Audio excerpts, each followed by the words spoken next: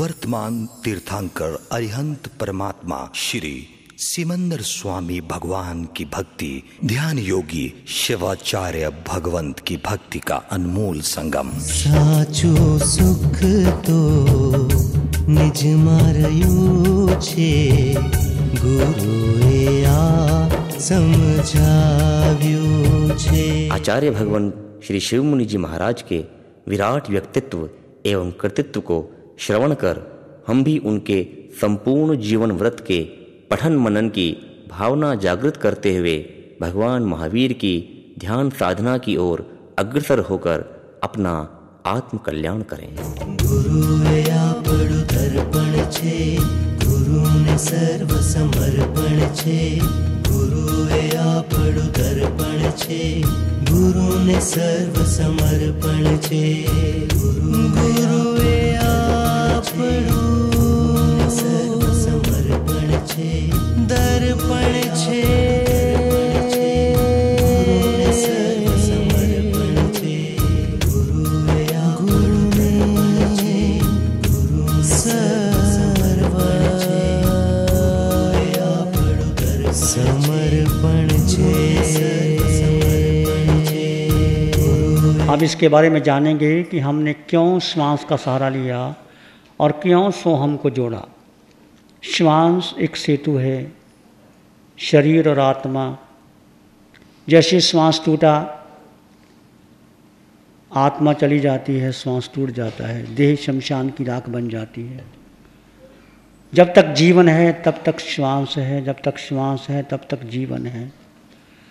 तो श्वास एक कड़ी है, एक सेतु है। श्वास को देखने से आपको बहुत कुछ जानकारी मिलती है। जब आप माँ के गर्भ में आए तो आते ही आपने आहार लिया, फिर शरीर बनना शुरू हो गया, फिर इंद्रियाँ, श्वासोश्वास, भाषा, मन, 6 पर्याप्ति बनी। 9 महीने माँ के गर्भ में रहे तो माँ श्वास लेती, आपको श्वास मिल जाता। माँ खाना खाती, आपको खाना मिल जाता। माँ सोती, आप सो जाते। जो कुछ माँ करती आपको मिल जाता। 9 महीने के बाद आप गर्भ से आए बाहर तो डॉक्टर ने क्या किया, आपका जो कनेक्शन था नाभि से, माँ की नाभि से आप जुड़े हुए थे, काटा। आप रोए। क्यों रोए आप? किसी को याद है आप रोए? नहीं याद। रोए क्यों रोए? कि आप श्वास ले रहे थे, माता के साथ जुड़े हुए थे। जैसे बाहर आए वो कनेक्शन काटा, अब श्वास नहीं मिलती तो क्या किया, आप रोए। रोने से क्या होता है, तो आपके फेफड़ों का संकुचन प्रसारण होता है। संकुचन प्रसारण से आप श्वास लेते हैं और छोड़ते हैं। आपको भूख लगी, माँ ने दूध पिलाया, फिर धीरे धीरे आप बढ़ते होते चले गए। तो जीवन भर जब तक आपका जीवन है तब तक श्वास आपके साथ में है। एक पल भी श्वास के बिना रह सकते हो? खाते हो श्वास चलती है, सोते हैं श्वास चलती है, चलते हैं श्वास चलती है। कुछ भी करते हो, लिखते हो, पढ़ते हो, ध्यान करते हो, कुछ भी करते हो, व्यापार धंधा करते हो, श्वास चलती रहती है। तो परंतु आपने श्वास के बारे में जानकारी हासिल नहीं की। इस श्वास एक बहुत बड़ा सेतु है जो एक वैज्ञानिक आधार पर टिका हुआ है। श्वास का हमारे जीवन के साथ, हमारे प्राणों के साथ, हमारे मन के साथ, बुद्धि के साथ बहुत गहरा संबंध है। जैसे जैसे आपके शरीर की क्रिया बदलती है, श्वास बदल जाता है। देखिए आप बैठे हैं तो श्वास धीमा हो जाता है, आप उठते हैं श्वास तेज हो जाता है, आप दौड़ते हैं श्वास तेज हो जाता है। होता है कि नहीं? तो श्वास के साथ आपका शरीर का संबंध है, विचारों से संबंध है। जब आपको क्रोध आता है तो श्वास कितना तेज हो जाता है, एकदम हाई डिग्री पे हो जाता है, चेहरा लाल हो जाता है, आंखें डरावनी हो जाती। किसी को मार दूं या मर जाऊं, दरवाज़ा तोड़ दूं, बाहर निकल जाऊं, वो शक्ति कहाँ से आती? वो तुम्हारे भीतर से शक्ति, विभाव दशा से शक्ति आती। तो उस समय श्वास कितना तेज हो जाता है। तो जब आप शांत होते हैं, ध्यान में होते हैं, तो श्वास बिल्कुल शांत, कुंभक हो जाता है। पता नहीं श्वास आता है कि नहीं आता। जितना आपका श्वास शांत होगा उतना आपका ध्यान लगेगा, जितना श्वास तेज होगा उतना आपका ध्यान नहीं लगेगा। ये क्राइटेरियन है, देखिए जब आप बैठे थे श्वास, हो सकता है आपको पता नहीं लगता श्वास आ नहीं रहा, कुंभक हो गया, मानो कि ठहर ही गया श्वास, ऐसा भी लगता है। जब आप गहरे ध्यान में चले जाते हो शून्य की स्थिति में, तो पता ही नहीं श्वास है कि नहीं, बस आप शांत होकर बैठे रहते। तो श्वास को हमने इसलिए चुना कि श्वास से हमारा गहरा संबंध है, मित्रता है। आज के वैज्ञानिक कहते हैं कि श्वास जब एक व्यक्ति का चित्त वासना से भरा होता है, 1 मिनट में 60 बार श्वास लेता है। जब व्यक्ति क्रोध में होता है तो 1 मिनट में 40 से 45 बार श्वास लेता है। जब एक व्यक्ति ईर्ष्या से भरा होता है तो 30 से 35 बार श्वास लेता है। एक नॉर्मल व्यक्ति 15 से 18 बार श्वास लेता है। एक योगी 1 मिनट में 3 बार श्वास लेता है, और एक महायोगी 1 मिनट में 1 बार श्वास लिया और 1 छोड़ा। कितना अंतर आ गया, सी द डिफरेंस। तो हम कितना श्वास व्यर्थ में गवा रहे हैं, क्रोध में, मान में, माया में, वासना में, और सारे श्वास हमारे निरर्थक हो जाते हैं। वो कर्म बंधन का कारण है। जो श्वासें क्रोध में, मान में, माया में, लोभ में, राग में, द्वेष में बीती, वो क्या हो गया, कर्म बंधन का कारण है। और जो श्वासें ध्यान में, समता में, समायिक में, वीतरागता में, स्वाध्याय में, आत्मरमन, आत्मचिंतन में बीती, वो क्या है, आपके कर्मों की निर्जरा है। तो आपके हाथ में है, चाहे आप कर्मों का बंधन कर लो, चाहे आप कर्मों की निर्जरा कर लो। तो जब भी आपका मन ना लगे, क्या करना, एकांत में बैठ करके, या कहीं बगीचे में आप सैर कर रहे हैं, शांत होकर के बैठ जाइए 10-15 मिनट, आपका मन धीरे धीरे शांत हो जाएगा, धीरे धीरे शांत हो जाएगा। तो ये श्वास की प्रक्रिया है। और आपने श्वास को देखने से आपको क्या मिला, आपने देखा विचार बहुत आ रहे हैं, विचार तो आ रहे हैं, ध्यान करते समय विचार आ रहे हैं, पर वो विचार जो खुली आंखों से आपके भीतर आते हैं और ध्यान के आते हैं, उस विचारों में अंतर होता है कि नहीं। जो बाहर के विचार हैं वो संसार के हैं, जो भीतर के विचार हैं वो और तरह के विचार। आपका मन शांत शांत हो जाता है। विचार को देखने से आपने देखा विचार कहाँ से आ रहे हैं, विचार किस में आते हैं, मन में आते हैं। तो विचार देखते रहते आपने क्या देखा, मन को भी देख लिया कि विचार आ रहे हैं, जा रहे हैं, आ रहे हैं, जा रहे हैं। एक विचार आया, दूसरा आया, तीसरा आया, चौथा आया, विचारों की श्रृंखला लगी। तो श्वास देखते देखते आपने देखा विचार कहाँ से आ रहे हैं, मन से आ रहे हैं, मन को जाना। तो विचार आगे आपने क्या देखा, ये विचार अच्छे हैं, ये बुरे हैं, ये मेरे हैं, ये तेरे हैं। ये किसका विषय है, बुद्धि। तो बुद्धि ने जाना ये ठीक, ये गलत, ठीक। तो तुमने श्वास को देखते देखते किसको जान लिया, मन को भी जान लिया, विचारों को जाना। विचार कहाँ उठते हैं, मन में। मन फिर बुद्धि निर्णय करता है कि ये ठीक, ये गलत। फिर उसके ऊपर आपका जो चित्त है वो आपको लगा देता है, बस यही ठीक है, वो संस्कार बन जाता है। फिर आप उस संस्कार को दोहराते रहते हैं, एक कर्म बंधन का कारण होता चला जाता है। इसलिए श्वास महत्वपूर्ण साधन है मन को साधने के लिए।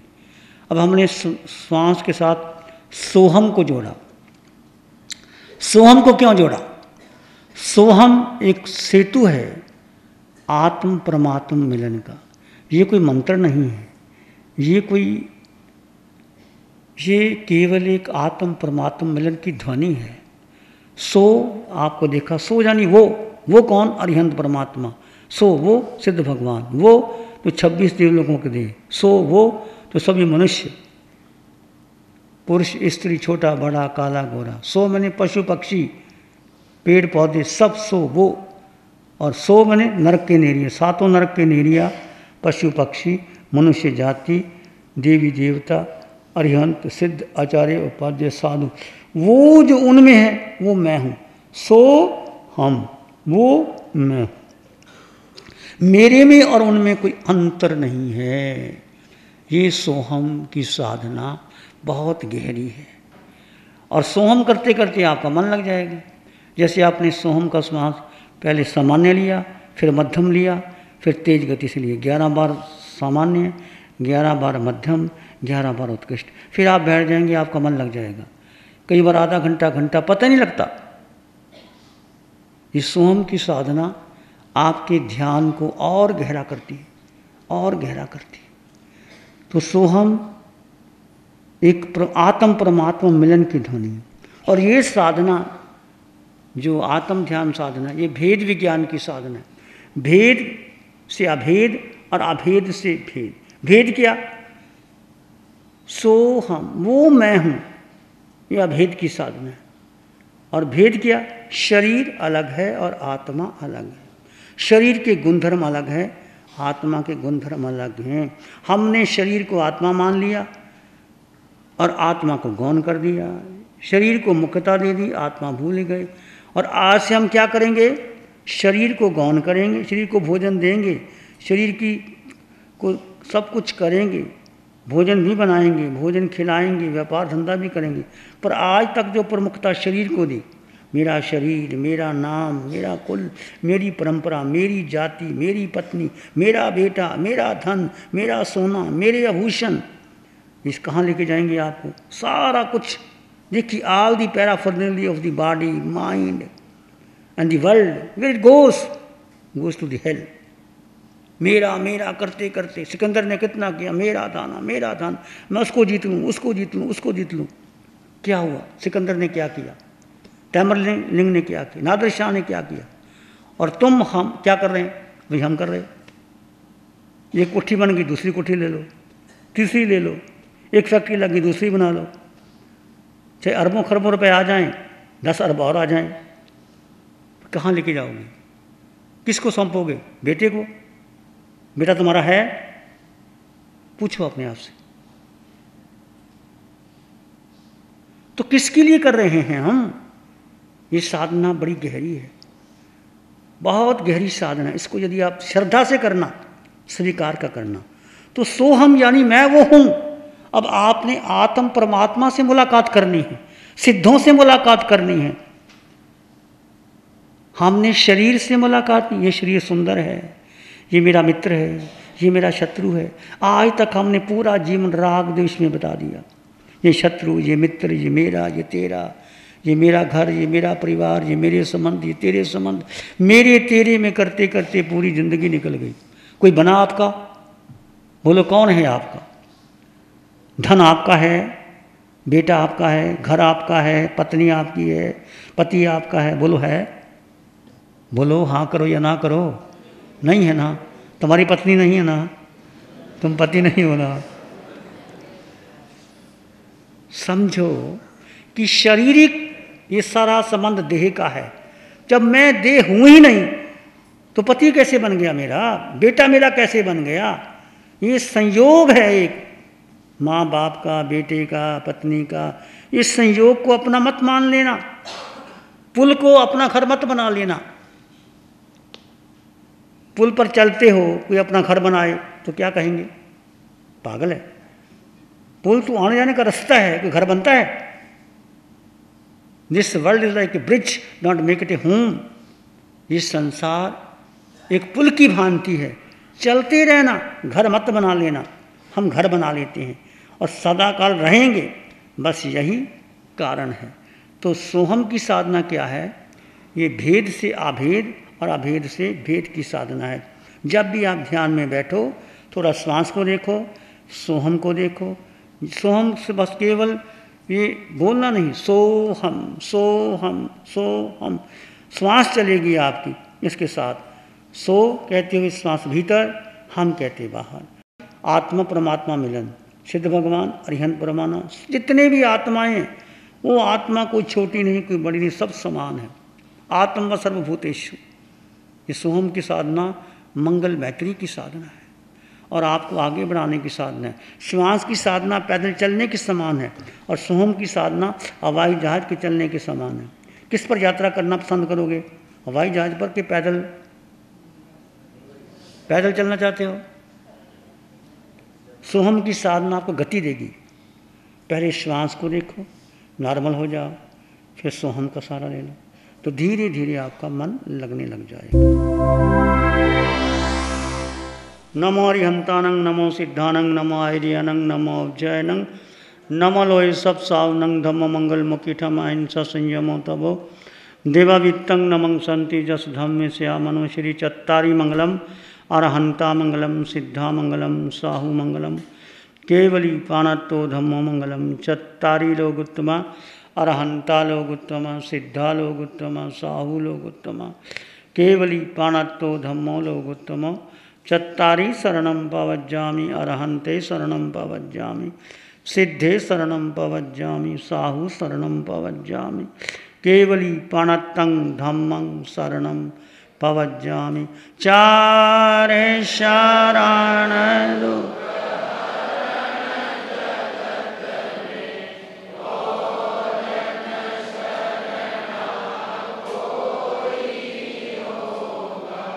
जो भवे प्राणी करे उसका अजर अमर उसका सदा।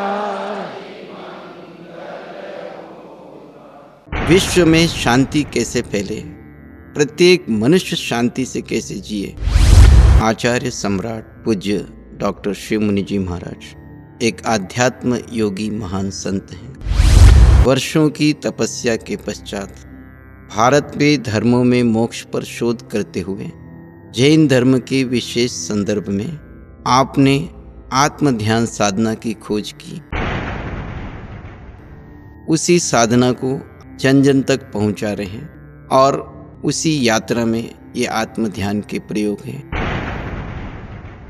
आप भी अपने जीवन में आनंद, शांति, सुख, समृद्धि के लिए आत्म ध्यान का प्रयोग करें। ओम। क्या आप सुख, शांति और आनंदमय जीवन जीना चाहते हैं? क्या आप अनंत सुख का आनंद प्राप्त करना चाहते हैं? तो आइए प्रभु महावीर की ध्यान साधना में गहरे उतर जाइए। आचार्य सम्राट पूज्य श्री शिव मुनि जी महाराज द्वारा लगभग 35 वर्षों की खोज के बाद ये साधना इस धरा पर आई है। पंजाब प्रांत में लुधियाना मालेकोटला रोड के ऊपर स्थित आदिश्वर धाम उपकला में प्रतिमाह 1 दिवसीय बेसिक शिविर और 2 दिवसीय गंभीर शिविर का आयोजन हो रहा है। आप इसमें अवश्य सहभागी बनिए। आत्म ध्यान साधना केंद्र पूना में 2016 में लगने वाले आत्म ध्यान साधना शिविर पूना में संपर्क करें। श्री सरस्वती विद्या केंद्र नासिक में लगने वाले आत्म ध्यान साधना शिविर नासिक हेतु संपर्क करें। आप इन साधना शिविरों में सहभागी बनकर भीतर की शांति, भीतर का सुख, भीतर का आनंद प्राप्त करें और अपने जीवन को स्वर्णिम बनाएं। आइए हम सभी आचार्य भगवान की साधना में डुबकी लगाएं। आओ शिव दरबार